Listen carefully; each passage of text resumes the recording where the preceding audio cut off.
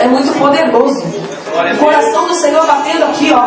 Nossa, teu coração bateu, meu. Que coisa linda isso. Sentir o pulsar aqui, ó, das batidas do nosso coração.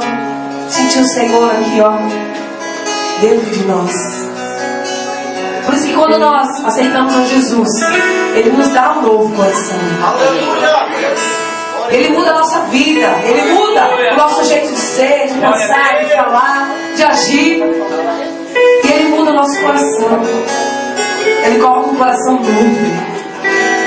Um coração igual ao dele.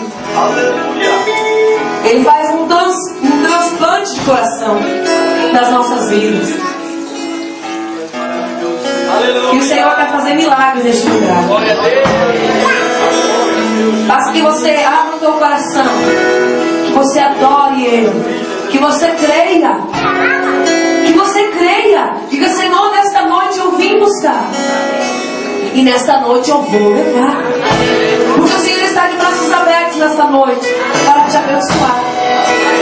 Como eu disse no começo, Ele está disposto a trazer nesta noite da tua mão aqui, ó, o teu milagre.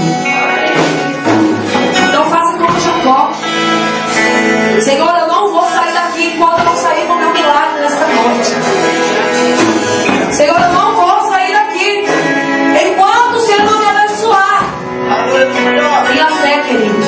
E as águas estão jogando. E o rio de Deus está rolando neste lugar. E Ele tem poder para salvar, para curar, para libertar. Creia. Creia que hoje chegou o dia do teu milagre. Hoje o teu milagre vai chegar. Amém? Você crê assim? Você crê? Amém? Então vamos louvar ao Senhor.